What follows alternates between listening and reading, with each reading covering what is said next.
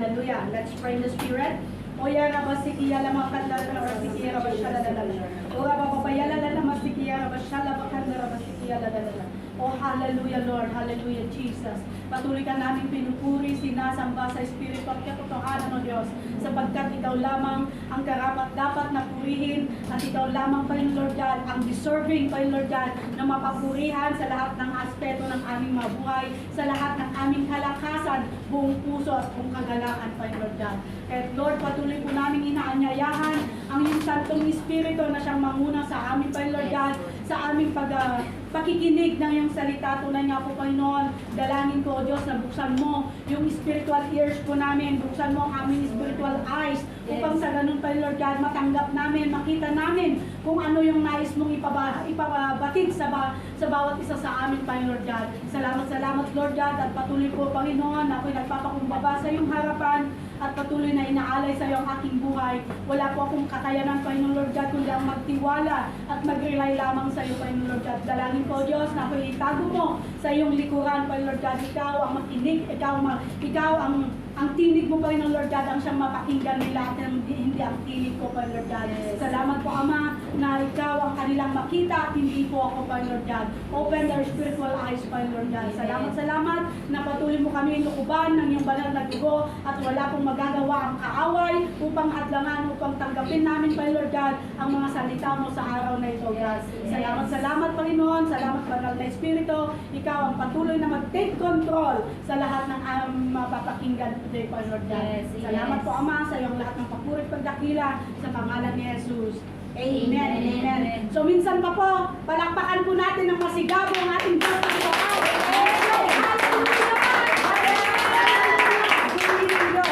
Amen. So, alam po natin mga kapatid na yung topic natin is about evangelism. About pagkahayo, about pagpapahayag ng salita ng Panginoon. So, sa pagkakataong ito, nais ko din pong ibahagi sa inyo yung mga ibinigay ng Panginoon sa atin na salita niya today. At tayo po ay maging attentive lamang. Kung maaari po, itago natin yung mga cellphone natin kung hindi po natin ito gagamitin for the Bible. At kung ano lang ang ginagawa natin. Mas maganda po mapakinggan natin yung salita ng Panginoon. Amen po ba? Amen. Makakaasa po ba ang Panginoon? Amen. Amen. Glory to God. So, ang ating pong pagbubulay-bulayan na salita ng Panginoon ay ating pong pinamagatan. Ito yung sinabi ng Panginoon sa akin, love your neighbor. Or love the lost souls. It's all about evangelism. Ang ating pong main text, ating pong babasahin sa Lucas chapter 10, verses 25 to 35. Pero ang kinuha ko lang po dito is 33 to 35. Shortcut na lang po natin mamaya yung story. This is all about the Good Samaritan. Amen po ba? Sino na po ba ang nakabasa or nakaalam doon sa Word of God about the Good Samaritan? Amen. Basahin po natin sa verse 33, sabi po niya, but a certain Samaritan, as he journeyed, came where he was and saw him and had compassion. So he went to him and bandaged his wound, pouring on oil and wine, and he set him on his own animal, brought him to an inn and took care of him. Verse 35, on the next day, when he departed, he took out 2 denarii, gave them to the innkeeper, and said to him, take care of him, and whatever you spend, when I come again, I will repay you. Amen. Amen. Ang Diyos sa kanyang salita. So, basahin po natin sa Tagalog. So, dito po sa Tagalog, babasahin na po natin yung from verse 25. Sa Lucas chapter 10. Sino po yung mga may Bible po dyan? Pakibuksan po natin at makipagbasa po tayo sa salita ng Panginoon upang sa ganun ay mas higit nating maunawaan na kung ano yung sinasabi ng Panginoon. Amen po ba? Handa na po ba tayo? Amen. Amen. So basahin natin sa verse 25, ang sabi niya sa Magandang Balita Biblia, isang dalubhasa sa kautusan ng Hudyo ang lumapit kay Jesus upang siya ay subukin. Guro, ano ang dapat kong gawin upang magkaroon ako ng buhay na walang hanggan? Tanong niya. Sumagot si Jesus, ano ba ang nasusulat sa kautusan? Sabi ni Jesus sa kanya. Sumagot ang lalaki, ibigin mo ang Panginoong mong Diyos ng buong puso, buong kaluluwa, buong lakas, buong pag-iisip, at ibigin mo ang iyong kapwa gaya ng pag-ibig mo sa iyong sarili. Amen po ba? Amen. Sa verse 28, sabi ni Jesus, tama ang sagot mo. Gawin mo yan at makakamit ka ng buhay na walang hanggan. Amen. And sa verse 29, upang wag siyang lumabas na kahiya-hiya, nagtanong pa ang lalaki, sino naman ang aking kapwa? Sino po ang ating kapwa? Amen. Hallelujah. Ang sagot ni Jesus, ito na yung patungkol sa isang Samaritano. Pakinggan po natin yung kwento ng Samaritano. Sabi niya, sa verse 30, sumagot si Jesus, may isang taong naglalakbay mula sa Jerusalem papuntang Jericho. Hinarang siya ng mga tulisan, pati ang damit na sa kanyang katawan, binugbog siya at iniwang halos wala ng buhay. So kawawa, may isang kawawang tao na binugbog, ginagupit, kinuha pati damit at iniwan na halos wala ng buhay. So ngayon, sabi niya sa verse 31, nagkataong dumaan doon ang isang pare. Ito yung priest, dumaan. Ano nang ginawa niya? Nakita niya pero lumihis siya ng daan. So dumaan din po ang isang Levita. Anong ginawa niya? Kagaya din po ng ginawa ng pare. Pagkakita niya, lumihis at nagpatuloy sa kanyang paglalakbay. Ngunit ang Good Samaritan na ito, ang mabuting Samaritano na ito, ano pong ginawa niya?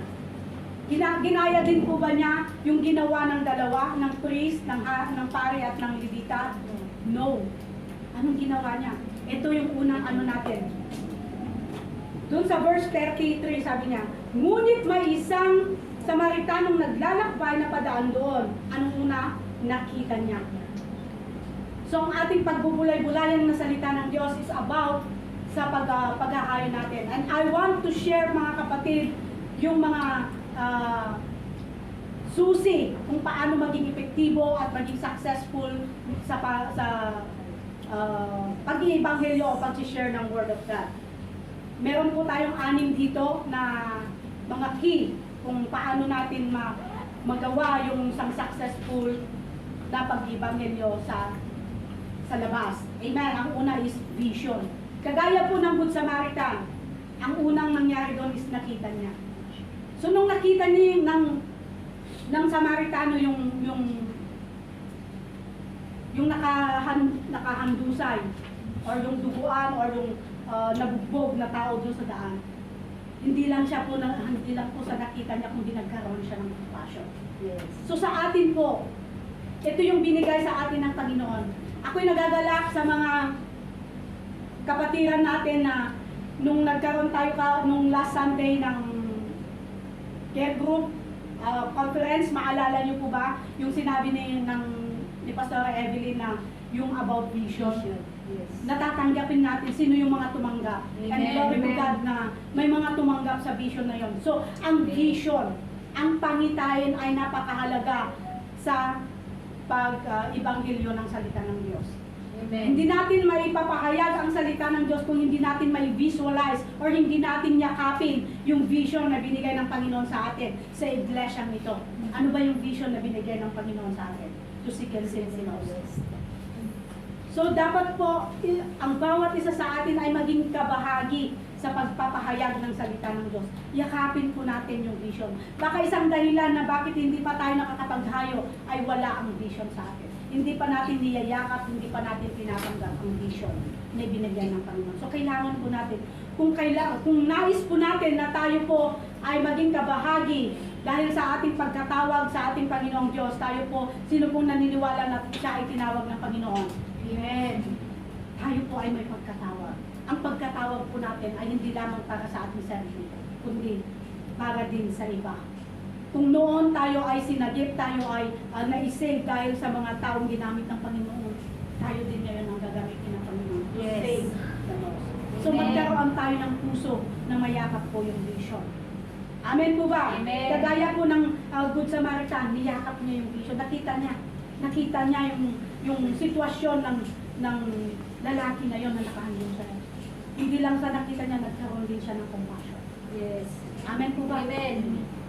Kagaya din po ng Panginoong Yesus. Sabi po niya dito sa John 4:35, sabi niya, "But I say, wake up and look around. The field are already ripe and ready for harvest." So, ready na po. Handang-handa na po ang mga ani. Ang laging sinasabi sa atin ng mga nakapagturo na ang mga mag-aani lang ang hindi handa. So, lagi maghanda po tayo. Kailangan tayo ng Panginoon. Tayo yung Amen. co-worker ng Panginoon para maipahayag, para ma-save ang dying world na to. Marami ang nagpapariwara ang buhay. Maraming nagpapakamatay. Maraming kumbaga nawawalan ng pag-asa, nawawalan ng katinuan ng kaisipan dahil sa mga problemang dinaranas. Dahil sa walang nagpapahayag ng salita ng Panginoon sa kanila. Hallelujah. Pura basikiya labakanda. Pura basikiya labakanda. Hallelujah, hallelujah. So kailangan po natin maging kabahagi, mga kapatid. Kailangan natin, we ask God to open our spiritual eyes para makita natin kung ano yung vision niya. Yes, Kung amen. ano yung nais ng Panginoon na ipagawa sa atin para ma-save ang mundong ito. Dapat, sapagkat ang nais ng Panginoon, every single people will be saved. Ayaw ng Amen. Panginoon naman. Ni isa man ay mapunta sa impyerno. Amen po ba? Amen. Praise God. So, we need to be ready. Yakapin po natin yung vision na binigay ng Panginoon. Amen? Amen. Mismo ang Panginoon ay nakabahag. Nung nakita niya. Pangalawa po is compassion. Compassion ay napaka-halaga sa pag-ibanghelyo natin. Mababasa pa rin po natin yan sa verse 33 ng Lucas 10. Ang sabi niya noon, basahin po natin ulit. Nakita niya ang biktima at siya'y naawa. So tayo po ba, pag nakakakita tayo ng mga kaibigan or ng mga tao dyan sa labas na nakikita natin parang tuliro, parang nawawala na siya ng katinuan sa pag-isip or nakikita natin na problemado, lalapitan ba natin? Magkaroon ba tayo ng compassion? Yes. Amen. Lahat tayo magkakaroon ng compassion. Pero kailangan din natin ng with action. Amen. Oo nga, minsan mayroon tayong compassion, kawawa naman siya, naaawa ako. Pero hindi na natin ino-offer yung tulong natin. Hindi natin ibinabahagi ang salita ng Panginoon. So napakahalaga po mga kapatid na ang compassion natin ay samahan natin ng action. Yes. Amen po ba? Amen. Praise God. So mahabag tayo. Kagaya ng sinabi ko kanina, ultimo ang Panginoon ay nahabag. Sabi niya sa Mark 6:34, "And Jesus, when He came out, saw a great multitude." Nakita niya ang mga tao. So ganun din yung Samaritano, nakita niya. At anong ginawa ng Panginoon? Iniwanan ba niya ang mga tao? He was moved with compassion. Kagaya din po ng Samaritano, nahabag siya dun sa tao, sa lalaki na nakahandusan. Ganun din po dapat tayo. Pag nakakakita tayo ng mga tao na alam natin wala pang Kristo sa buhay, pag nahabag tayo, lapitan po natin sila. Yes. Ipadama po natin yung pag-ibig ng Panginoon. Yun yung sinabi niya, love your neighbor.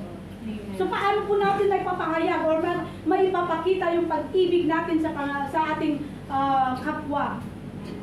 Through our action, hindi lamang through our word. Tama po ba? Yes. Madali po nating sabihin, mahal kita, kapatid, mahal kita, kaibigan, mahal kita, Panginoon, kung wala namang action. Action speaks louder than words. So yun ang kailangan ng Panginoon Yes, sa amen. bawat anak niya. So we must have compassion and burden to the lost.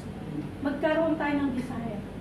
Kung ang ibang tao noon, sila ay nagkaroon ng compassion sa atin, gayon din po dapat ang gawin natin. Yes. Ito na rin po yung pagkatawag natin. It is our time to light and shine. To be as salt and light in this world. Amen po ba? Amen. Amen. Kagaya po ng Good Samaritan. So sa mundong ito mga kapatid, ang nais makita ng mga taong ligaw or mga walang Kristo sa buhay, yung totoong pag-ibig at Yes. concern na nagmumula sa atin. Yun yung hinahanap ng mga taong wala sa Kristo. At sino po ang magpapadama nitong true love and concern kundi tayo na tinawag ng Diyos? Amen. Amen po ba? Hallelujah. Naniniwala ka po ba? Yes. Amen. Amen. Tayo ay tinawag ng Panginoon para maglingkod, hindi lamang sa Panginoon paglingkod, paglingkuran din natin ang ating kapwa. Amen. Amen. Hallelujah. So, yung mga taong iyon, marireceive lang nila yung gospel. Marireceive nila, matatanggap nila yung salita ng Panginoon kung mayroon silang nakikita na mayroong totoong compassion sa kanila. Yes. At ang yung real compassion na yun, walang iba na magpapadama nito kundi tayo. Sabihin mo Yes. sa yung sarili, ako. Ako yun. Ako. Ikaw.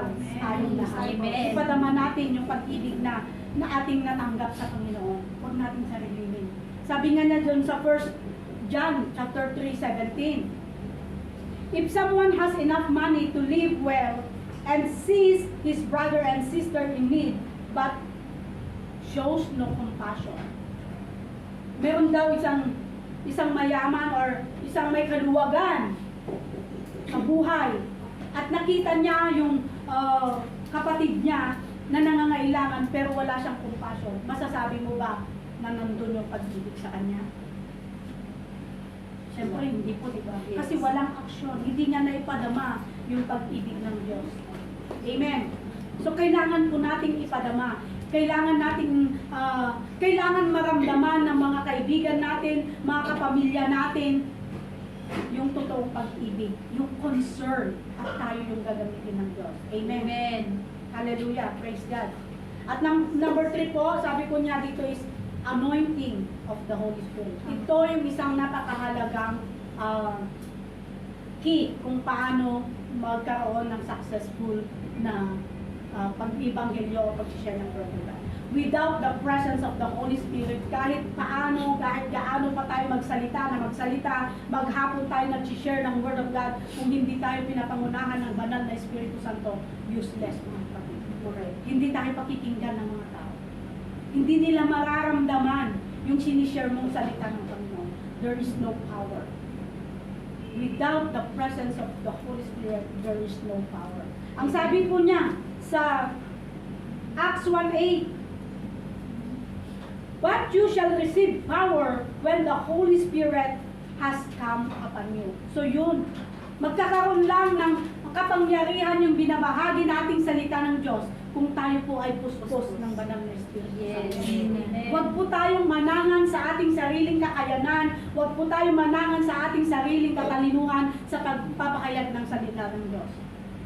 Let always ask the Holy Spirit to move in us. Yes. Na manguna sa atin, to teach us kung paano ipahayag ang salita ng Panginoon. So nung nais ko lang po ibahagi sa inyo mga kapatid yung ginawa natin nung Sunday, nung lumabas po tayong humayo. So nakasama ko po si Ate Josie. And nabanggit din niya sa akin na sabi niya, na-receive niya yung vision. So habang naglalakad kami, gawin mo kung ano yung pinapagawa ng Panginoon. I will intercede, sabi ko. Ang sabi niya, ikaw na. Pangungunahan ka ng banal na Espiritu. So sa aming paglalakad, meron po kaming nakita na dalawa. Nakita namin yung dalawa na nagre-ready na umalis. So hindi po din kami umalis. Inabangan namin talaga sila na hindi namin ko alam kung pwesto o lilipat. Pero nung nakita namin lumipat sila, umikot din po kami. So yung pag-ikot namin, nadatnan namin doon sila, naglatag sila ng kanilang yung plastic na upuan. So sabi natin Josie, ilan na yung dalawa. O sige, go. Sabi ko sa kanya. The Holy Spirit is with you. Natatakot, di ko alam kung paano. The Holy Spirit will speak to you, sabi ko. Ang banal na Espiritu ang sabi. Hindi ko siya sinalo, hinayaan ko siya. Dahil naniwala ako na ang banal na Espiritu ang nangunusap sa kanya. And so thanks God, nung lumapit kami sa kanya, sa dalawang yun, nakinig ko sila. Nagbahagi si Ate Josie. And the good news is, tinanggap nila ang Panginoong Yesus Cristo bilang Diyos ang tagapagligtas ng kanilang buhay. So yun yung mga sinasabi ng Panginoon na handa ng anhin. Magiging sensitive lang tayo dun sa vision. Maging sensitive lang tayo sa leading ng Holy Spirit. Kaya kung tayo po ay puspos ng banal na Espiritu, ituturo tayo. Ilalapit tayo sa mga taong nangangailangan ng salita ng Diyos. And then, we are so thankful to God na sa patuloy na pag-pray namin sa kanila, God will gonna move to their life at makakasama natin sila in God's perfect time dito sa Bulwagan. Amen? So yun po yung kailangan natin. Hindi po tayo dapat manangan sa ating sarili kakayanan. Mag-rely tayo sa banal na Espiritu. Kung hindi natin alam kung ano ang sasabihin natin, Holy Spirit, teach me. Hindi ko ito kaya kung wala ka sa akin. Yun naman ang sinabi ng Panginoon, you cannot do anything without me. But ang sabi din ng Panginoon sa Philippians 4:13, di ba? I can do all things through Christ who strengthens me. So, ang Panginoon ang magbibigay sa atin ng lakas ng loob na maipahayag yung pag-ibig niya.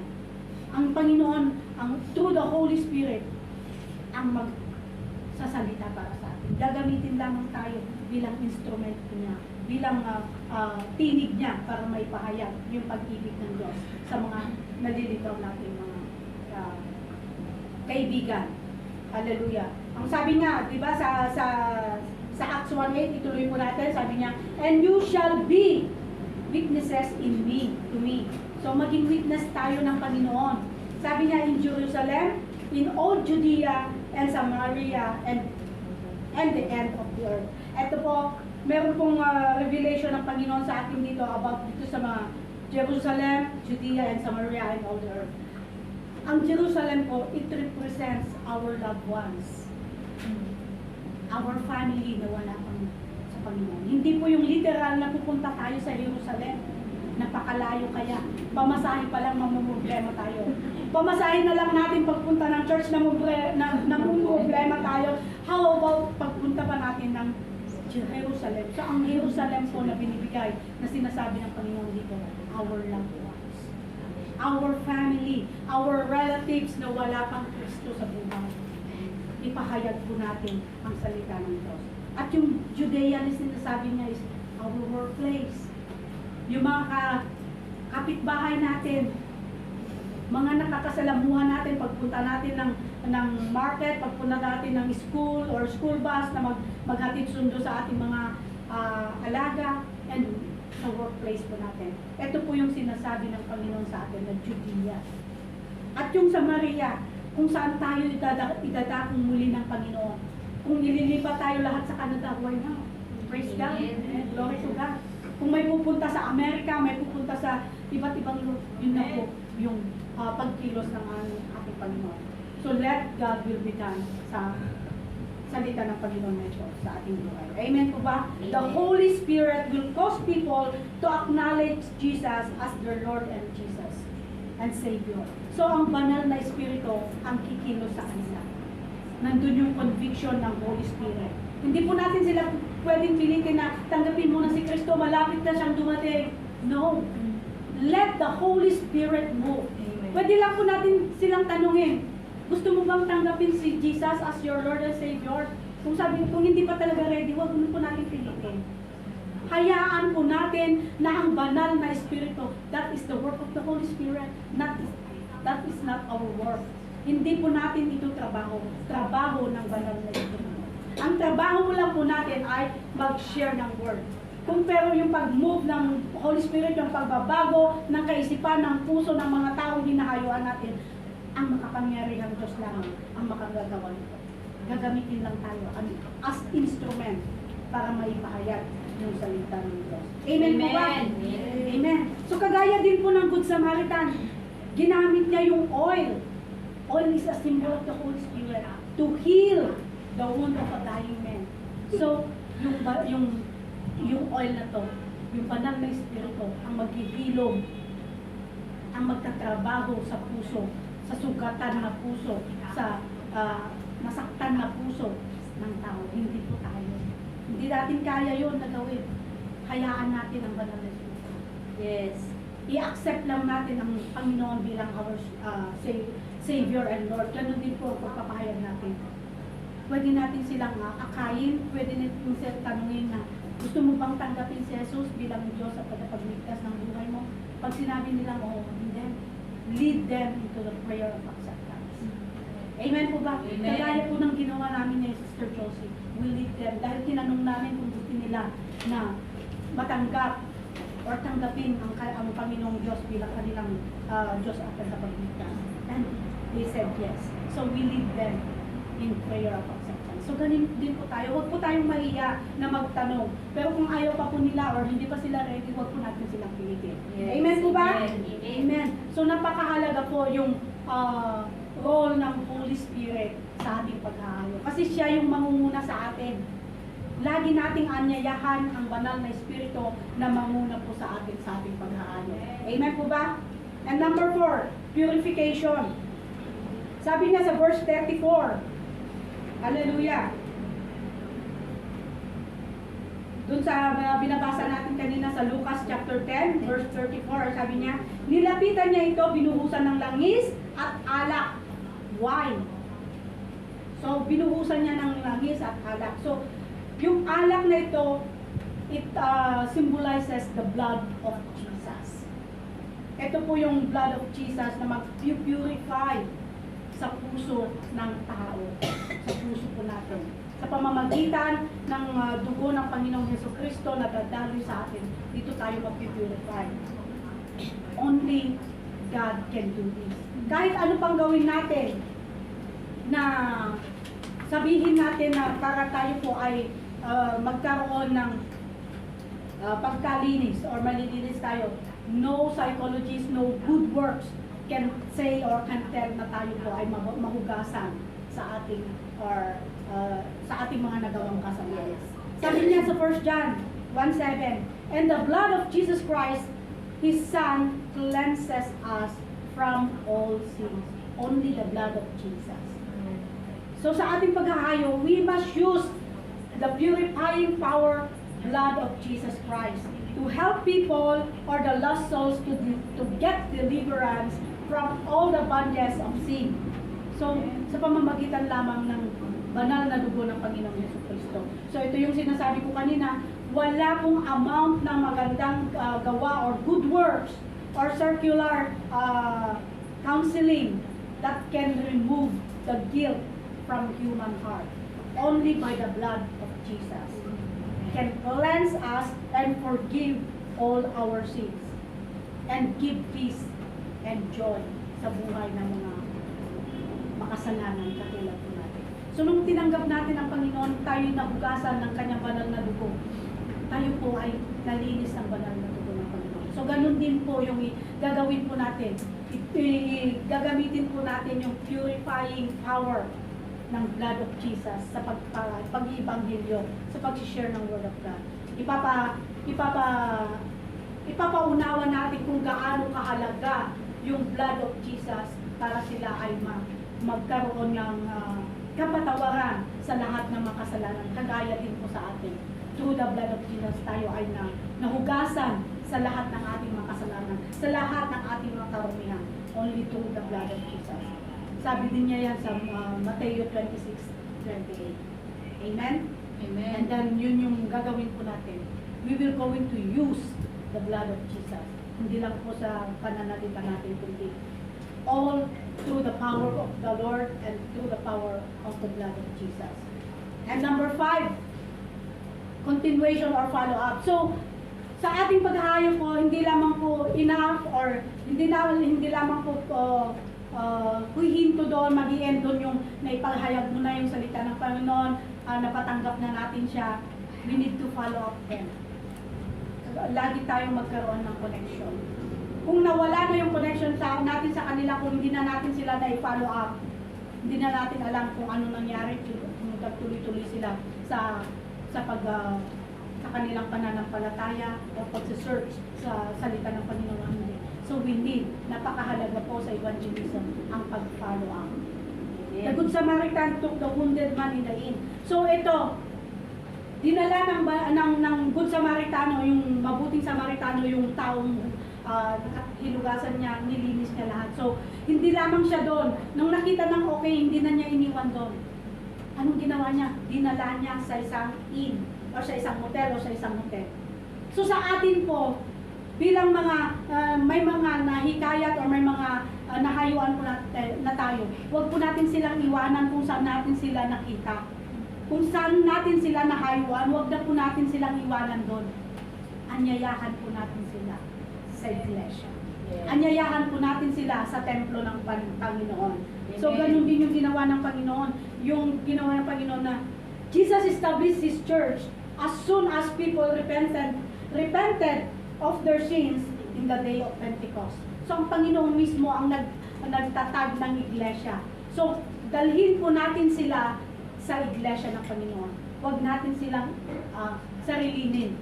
Ginamit lang tayo ng Panginoon para sila ay makakilala sa Panginoon. So para magtuloy-tuloy yung kanilang pag-grow in their spiritual life, para masigit pa nilang lalong makilala ang Panginoon, dalhin po natin sila dito at maka-fellowship din po natin sila.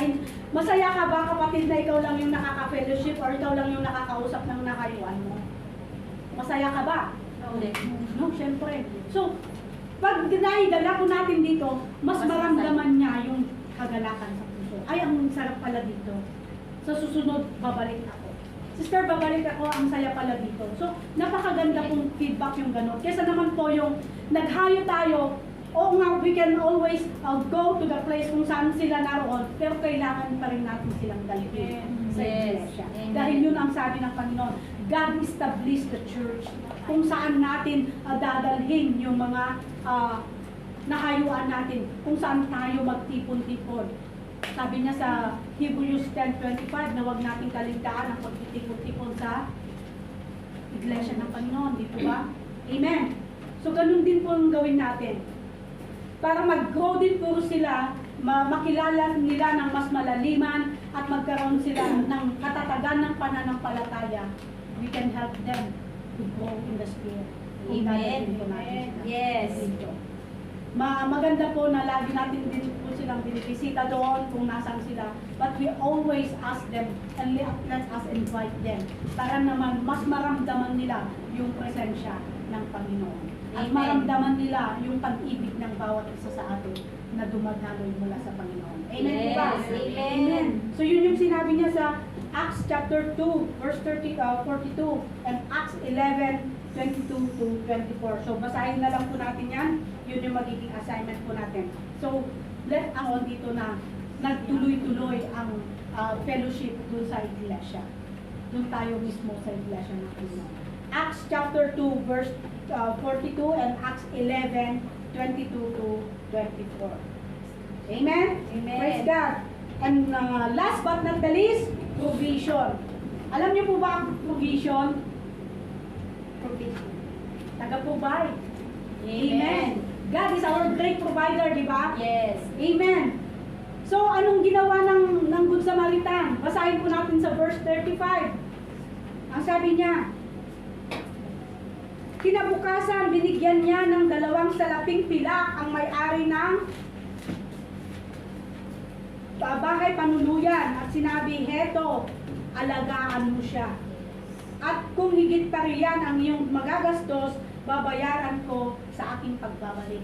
So, yung provision napakahalaga din po sa pag-ibanghelyo or sa pag-share ng Word of God.